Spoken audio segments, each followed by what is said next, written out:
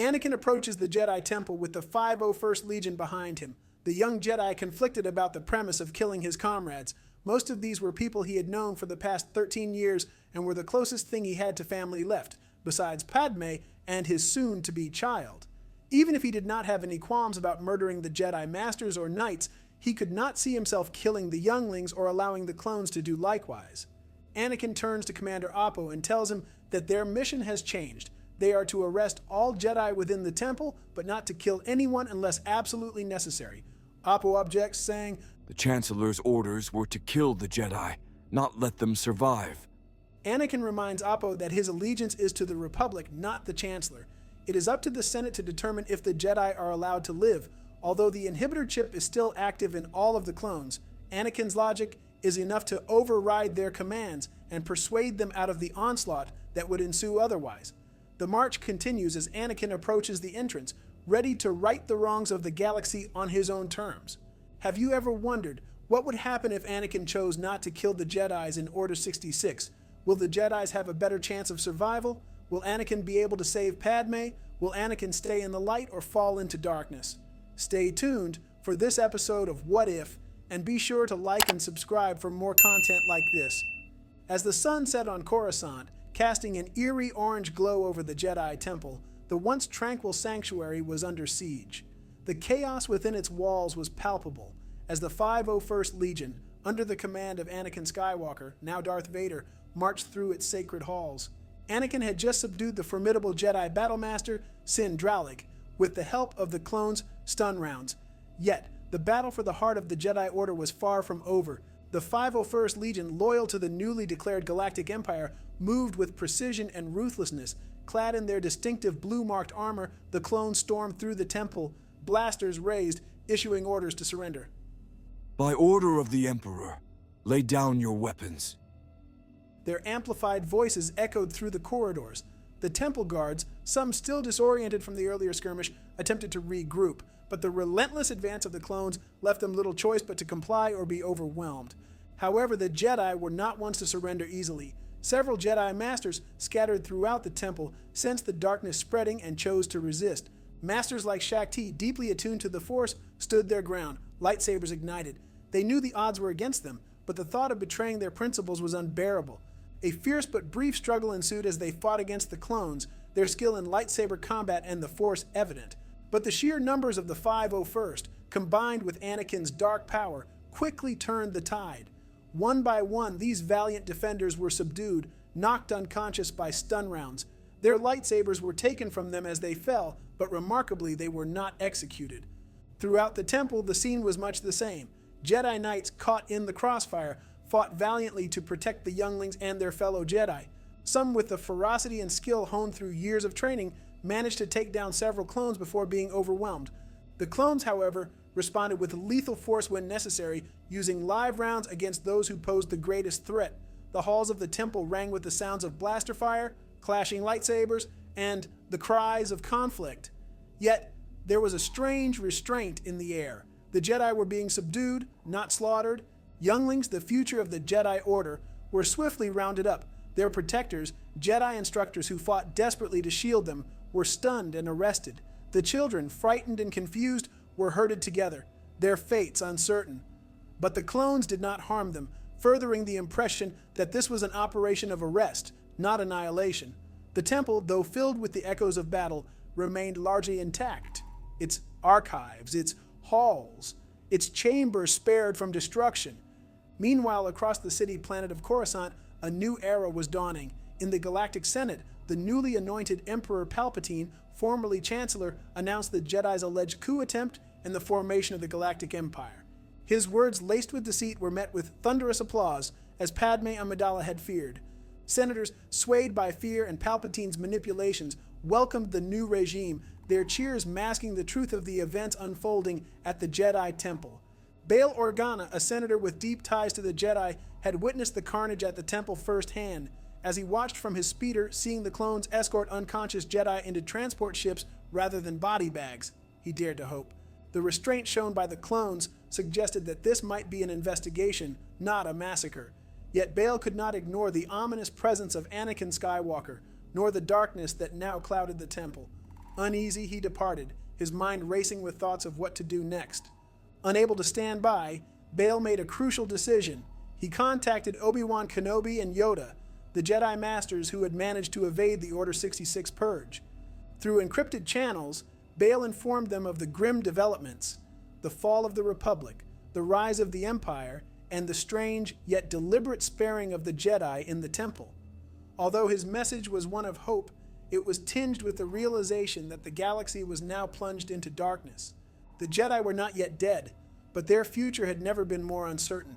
In the shadowed confines of the newly christened Emperor's working office, the air was thick with the dark energy that had come to dominate the galaxy. Emperor Palpatine, once known as Darth Sidious, sat brooding in his throne-like chair, his yellow eyes glowing with barely contained fury. News had reached him that his apprentice, Darth Vader, formerly Anakin Skywalker, had disobeyed his explicit orders during the assault on the Jedi Temple. Instead of annihilating the Jedi as commanded, Vader had shown mercy, allowing many to be captured alive. Sidious seethed at the thought. Mercy was not a trait befitting a Sith. Summoning Vader, Sidious prepared to teach his apprentice a lesson in absolute obedience. Anakin entered the office, the door sliding shut behind him with an ominous hiss. The flickering flames of nearby sconces cast deep shadows across his scarred face, emphasizing the inner turmoil that had driven him down this dark path. He could feel his master's wrath, the oppressive weight of it bearing down on him even before a word was spoken. Master, Anakin began, his voice steady but strained. I thought it is prudent to... Before he could finish, a bolt of searing pain coursed through his body as Sidious unleashed a torrent of force lightning. The raw power of the dark side crackled through the room, illuminating the twisted expression of the Emperor as he stood, hand outstretched.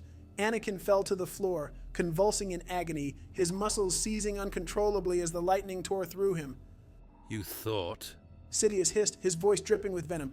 You dare to think for yourself? To defy my will? Anakin writhed on the cold marble floor, struggling to breathe through the pain. The air was thick with the smell of ozone and burning flesh, the remnants of Sidious' relentless assault. Every nerve in his body screamed in agony, but the emotional pain cut even deeper. He had given everything to Sidious, had sacrificed all that he was, yet here he was, reduced to a mere object of his master's anger. The penalty for disobedience, Sidious continued, his voice cold and malevolent, is a slow and painful death. As Sidious prepared to unleash another wave of lightning, the heavy doors to his office suddenly flew open. Through the darkness stepped two figures, both bathed in the light of the Force, Yoda and Obi-Wan Kenobi. The two Jedi Masters had arrived, drawn by a sense of foreboding, and now they stood as the last line of defense against the encroaching darkness. Yoda, small but formidable, raised his clawed hand and unleashed a powerful force push. Sidious was caught off guard, his concentration broken as he was thrown back into his chair, the lightning ceasing as he tumbled into the seat. The room shuddered with the impact, and for a brief moment the air was still. Obi-Wan moved swiftly, his lightsaber flashing to life as he cut down the Imperial Royal Guards, who rushed to defend their master. With practiced efficiency, he disabled them, his focus never wavering as he moved to Anakin's side. Kneeling beside his fallen friend, Obi-Wan could see the extent of the damage. Anakin's body was scorched, his breathing ragged, and his eyes wide with pain and fear. Anakin, Obi-Wan whispered, his voice laced with both compassion and urgency. we need to get you out of here. As Obi-Wan helped Anakin to his feet, Sidious rose from his chair, the twisted smile gone from his face. Fear flickered in his eyes as he regarded Yoda, the Grand Master of the Jedi Order. Despite Sidious' recent surge in power, he knew that Yoda was not to be underestimated. Without hesitation, Yoda ignited his green lightsaber, the blade humming with a familiar, soothing sound that belied the deadly intent behind it. Sidious responded in kind, his red blade crackling to life. The two titans of the Force clashed, the room exploding into a frenzy of light and sound as they engaged in a duel that would determine the fate of the galaxy. Obi-Wan, knowing that time was of the essence, half carried and half dragged Anakin out of the office. The sound of lightsabers clashing behind him echoed through the corridors as they made their escape. Anakin was barely conscious, his body limp as they fled through the labyrinthine halls of the Senate building. Their destination was clear, Padme Amidala's apartment, where Obi-Wan knew they could find a momentary refuge. The once bright and noble Jedi Knight was now a broken man, but Obi-Wan held on to a glimmer of hope. that Anakin could still be saved. As they reached the apartment, Padme rushed to Anakin's side, her eyes wide with horror at the sight of her beloved's battered body. Obi-Wan gently laid him down, his expression grim. The galaxy was teetering on the brink of an abyss, and the battle was far from over. As Anakin Skywalker slowly regained his strength in the quiet confines of Padme Amidala's apartment, the room was filled with uneasy tension. Obi-Wan Kenobi sat across from him, his expression a mixture of concern, disappointment, and anger. The betrayal by his former apprentice still weighed heavily on him, and the silence between them was almost unbearable. Finally, Obi-Wan broke the silence. Anakin, what happened? How did you fall so far, so quickly? Anakin hesitated, his eyes dark with regret. It was Palpatine. He's the Sith Lord we were searching for, the one manipulating everything from the shadows. I didn't see it until it was too late. He made me his apprentice. Obi-Wan couldn't hide his frustration. And you thought that was a good idea? Anakin, how could you be so blind? Anakin flinched at the harshness of Obi-Wan's words, but he pressed on, his voice laden with guilt. He promised me things, Obi-Wan, things I couldn't ignore. He said he could teach me the secrets of eternal life, that he could save Padme from dying in childbirth. Anakin's voice cracked as he spoke, the desperation in his tone unmistakable. Padme, who had been standing nearby, listening in stunned silence, finally spoke up, her voice trembling with a mix of fear and anger. Anakin, how could you? Joining him was a terrible decision. You nearly destroyed everything. The Jedi, the Republic, everything we fought for. Her words struck Anakin harder than any physical blow. He bowed his head, the weight of his choices crashing down on him. I know, Padme. I was wrong, but I believed I was doing it for you, for our child. I couldn't bear the thought of losing you. Obi-Wan, his expression softening, slightly interjected, Anakin, the Jedi, those who survived the initial attack, they're still in danger.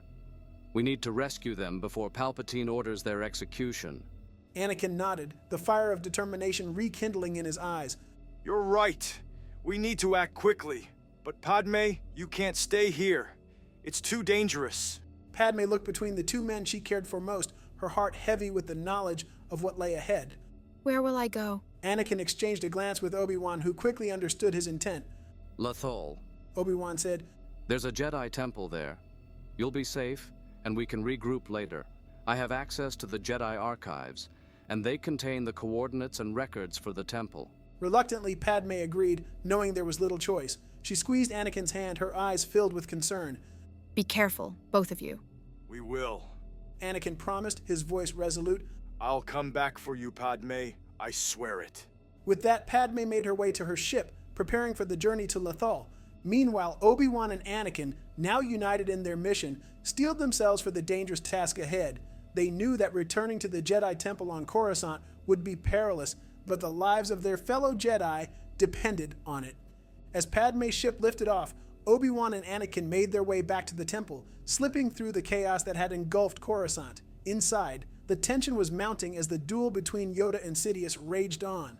The clash of lightsabers echoed through the Senate chambers, the two titans locked in a battle of wills and strength.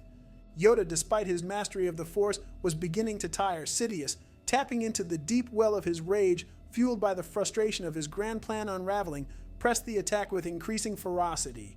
The dark side surged within him, and with a final devastating blow, he overcame Yoda. The Jedi Grandmaster's body vanished as he was struck down, leaving only his robes behind as they fell to the floor. Sidious stood panting, a mixture of triumph and fury contorting his features. He reached out through the Force, commanding Commander Oppo to execute the remaining Jedi within the temple, but there was no response. Sidious's frustration grew as he repeated the command, only to be interrupted by a distant explosion. Rushing to the window, Sidious's eyes widened in shock and fury. The Jedi Temple, the symbol of the Jedi Order, was in flames, smoldering in the aftermath of a massive explosion. Dozens of gunships and transports filled the sky, escaping from the inferno below. Realization dawned on Sidious as he grasped the implications. Obi-Wan and Anakin had reached the temple and in a daring move had rescued the surviving Jedi, spiriting them away from his grasp. His rage was palpable, the failure stinging deeply.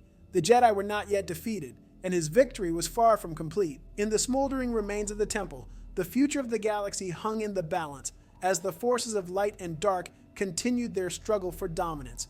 Anakin and Obi-Wan entered the Jedi Temple. Commander Oppo recognized Anakin but immediately raised his blaster on seeing Kenobi.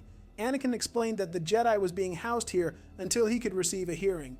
Kenobi holds his arms behind his back, trying to convince them that he had been handcuffed. When the clones walk around him to see if he's cuffed, their cover is blown, but not before Kenobi and Anakin activate their lightsabers.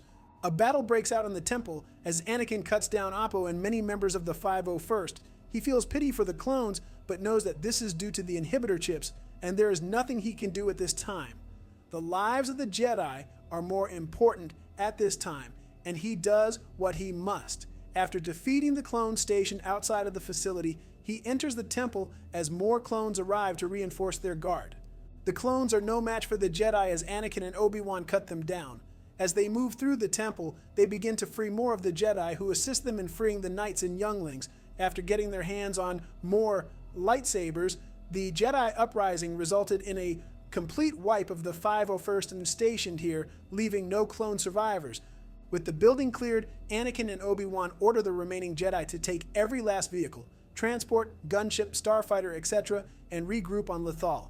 Meanwhile, Anakin gathers whatever ordnance and other explosives that he can, hoping that the detonation will be enough to destroy the temple so that Palpatine cannot use it. When time is just about spent and the Coruscant Guard arrives to regain control of the situation, Anakin hops into an ETA-2 light interceptor and takes off, setting off the explosives remotely as the temple goes up in smoke. The familiar yet foreboding halls of the Jedi Temple loomed ahead as Anakin Skywalker and Obi-Wan Kenobi stealthily approached. The temple, once a sanctuary and home to the Jedi Order, now stood as a symbol of the Empire's dominance, occupied by the 501st Legion, clones who had once served them loyally but were now enslaved by the dark will of Emperor Palpatine. As they neared the entrance, Commander Oppo, a seasoned clone trooper and one of the few left in charge, spotted them. His eyes narrowed as he recognized Anakin, but his gaze immediately hardened when he saw Obi-Wan. Without hesitation, Oppo raised his blaster.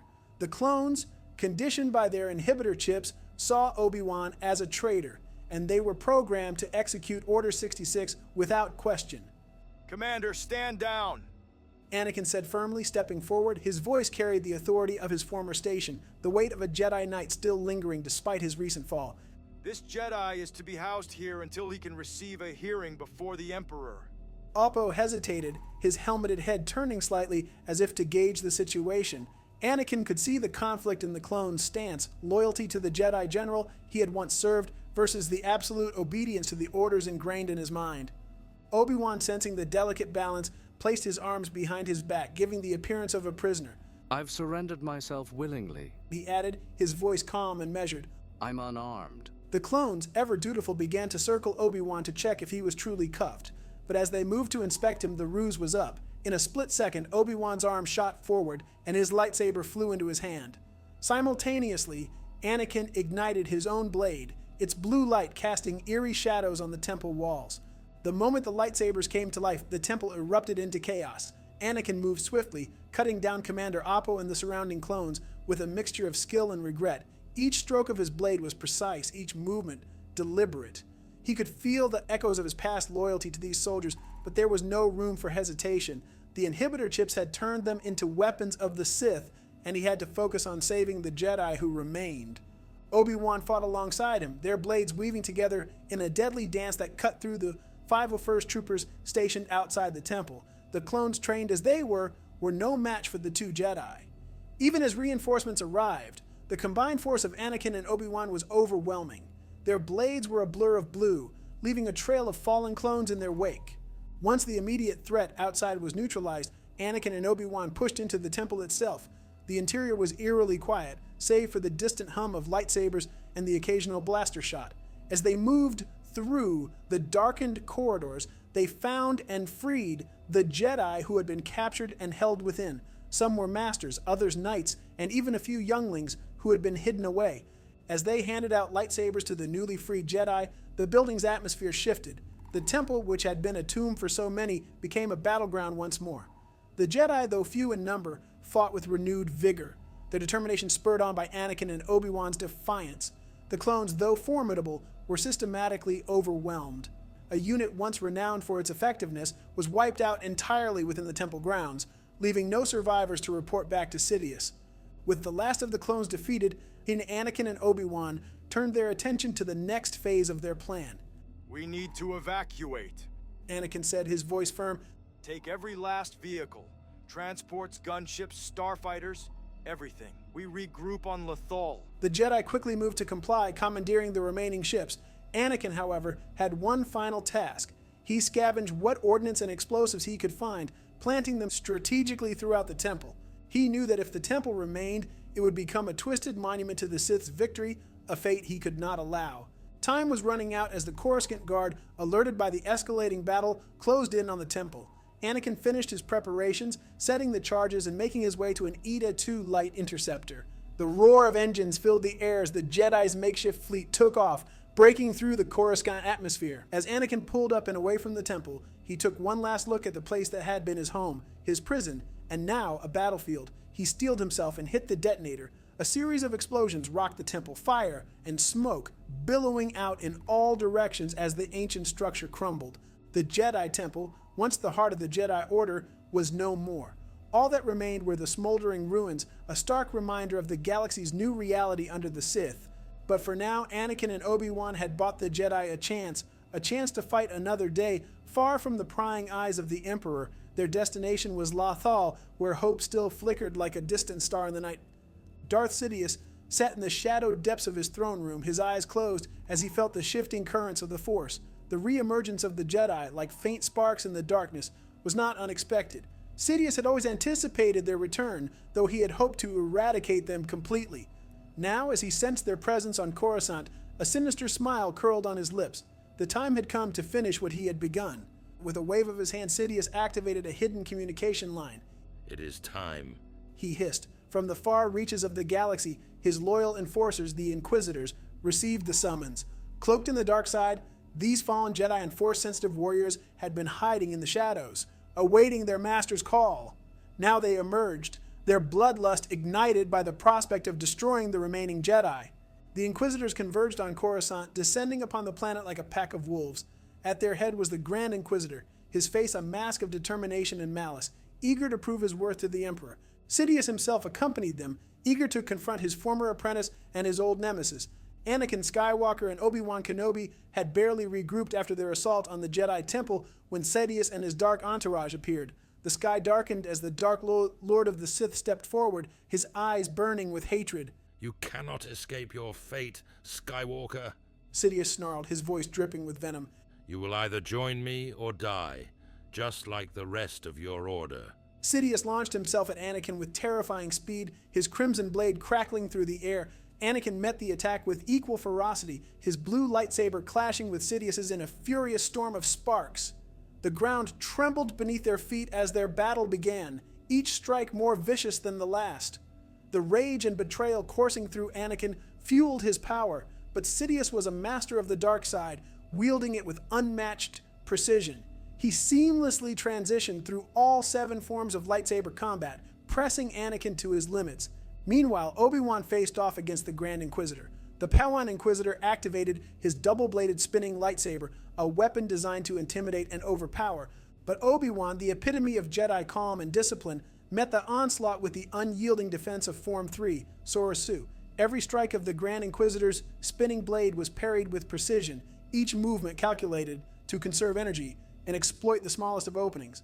The Grand Inquisitor, sensing his usual tactics failing, grew frustrated. He tried to break Obi-Wan's defense with more aggressive maneuvers, but the Jedi Master remained steadfast. With a well-timed strike, Obi-Wan sliced through the Inquisitor's lightsaber, deactivating the spinning mechanism and leaving his opponent momentarily stunned. Seizing the opportunity, Obi-Wan delivered a swift and decisive strike, cutting down the Grand Inquisitor before the Padawan could recover. Around them, the remaining Jedi Masters and Knights engaged the other Inquisitors in fierce combat. Ahsoka Tano, her twin lightsabers glowing white, found herself facing her old friend turned enemy, Barriss Offee. The two former comrades clashed, their anger and unresolved pain fueling their duel. Barriss's betrayal had once torn Ahsoka's life apart, and now the two women fought with the ferocity of a rivalry that had festered for years. but Ahsoka's resolve was unbreakable, and with the skill of a seasoned warrior, she eventually overcame Barriss, knocking her out of the fight. As the battle between Anakin and Sidious reached its climax, the Sith Lord's mastery began to show. Sidious's relentless assault wore down Anakin, disarming him with a vicious strike.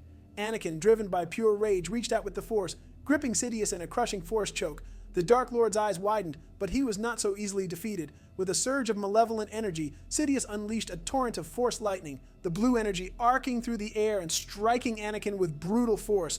Anakin convulsed as the lightning coursed through his body, his vision blurring with pain. Consumed by his anger and desperation, he failed to notice Obi-Wan's approach. With the Grand Inquisitor defeated, Obi-Wan turned his focus to Sidious. Seeing Anakin in peril, the Jedi Master acted swiftly. With a determined thrust, Obi-Wan's lightsaber pierced through Sidious's heart, ending the Sith Lord's reign of terror. Sidious gasped, his eyes filled with shock as his life force ebbed away. The lightning ceased, and Anakin collapsed to the ground, scorched but alive. Sidious fell to his knees, the dark side energy that had sustained him dissipating into the air. As the Sith Lord crumbled to the floor, his twisted plans for galactic domination were finally shattered. With Sidious's death, the remaining Inquisitors fell one by one, unable to withstand the onslaught of the Jedi. The battle was over and the Jedi had prevailed, but the cost was great. The galaxy was forever changed, and the survivors would need to find a way forward in a world still teetering on the edge of darkness. With the death of Darth Sidious, the Galactic Empire, which had once seemed unbreakable, was thrown into utter disarray. The Dark Lord's iron grip had been the linchpin holding the vast, oppressive regime together. Without him, the Empire quickly fractured. Masa Meda, the Grand Vizier, assumed emergency powers in a desperate attempt to maintain order. However, his authority was immediately challenged by ambitious military officials, each seeking to claim their own piece of the crumbling empire. Infighting erupted among the Empire's highest ranks. Moffs, Grand Admirals, and various military leaders, once united under the Emperor's will, now turned on each other in a ruthless scramble for power. The galaxy, already weary from years of war, became a battleground once more as these factions clashed, each seeking to assert dominance over the remnants of the Empire. Worlds that had been subjugated by the Empire now found themselves caught in the crossfire of these new conflicts with no clear end in sight. Amidst the chaos, the Jedi who had been nearly driven to extinction saw an opportunity to re-emerge and bring an end to the turmoil. Led by Anakin Skywalker and Obi-Wan Kenobi, the surviving Jedi recognized that the galaxy needed their guidance now more than ever. The horrors of the Clone Wars and the brief but brutal reign of the Empire had left deep scars, and it was up to the Jedi to heal them. The Jedi found unexpected allies in the Senate and the military, those who had grown disillusioned with the Empire and sought to restore peace. Senators who had secretly harbored sympathy for the Jedi now openly aligned themselves with the Order, providing political support and resources. Meanwhile, certain military officers, tired of the infighting and the senseless violence, pledged their forces to the Jedi cause. Together they formed a coalition dedicated to ending the conflict and restoring order to the galaxy. Anakin, who had once been on the brink of darkness, now led the charge as a beacon of hope. His courage in standing against Palpatine and sparing the Jedi had not gone unnoticed. Although he carried the guilt of Mace Windu's death, his actions had redeemed him in the eyes of the Jedi. Upon Yoda's passing, Anakin was unanimously chosen to become the new Jedi Grandmaster, tasked with rebuilding the Order and guiding the galaxy toward peace. The Jedi, bolstered by their new allies, launched a series of campaigns across the galaxy, systematically dismantling the splinter factions that had risen in the wake of Sidious's death. Moffs and admirals who sought to continue the war were hunted down and defeated one by one. The Jedi's skill and determination proved overwhelming, and as their influence grew, so did the support of the galactic populace. The citizens of the galaxy, weary of war and bloodshed, began to view the Jedi not as the enemies they had been painted as, but as saviors who could bring an end to the chaos. In time, the remnants of the Empire were crushed and the galaxy began to heal. Anakin, alongside his wife Padme, who had become the new Supreme Chancellor, worked tirelessly to reverse the damage done by Palpatine's regime. The oppressive laws and regulations were undone, and the Republic was gradually restored to its former glory. With the Jedi Temple on Coruscant rebuilt, Anakin, Padme, and their children, Luke and Leia, returned to the capital. The Skywalker twins, strong in the Force, were trained as Jedi, continuing the legacy of their father. Under Anakin's leadership, the Jedi Order was reborn, dedicated to preserving peace and justice in the galaxy. As the Jedi re-established themselves as peacekeepers, crime and corruption began to wane, and the galaxy slowly returned to a state of balance, reminiscent of the days before the rise of the Sith. The destruction of the Sith marked the end of a dark era, and the Jedi, now seen as the true protectors of the galaxy, stood ready to defend the peace they had fought so hard to restore. That's it for today's story. Hope you guys enjoy it. If you like this sort of content, be sure to like this video and subscribe to this channel. Thanks for watching, and may the Force be with you.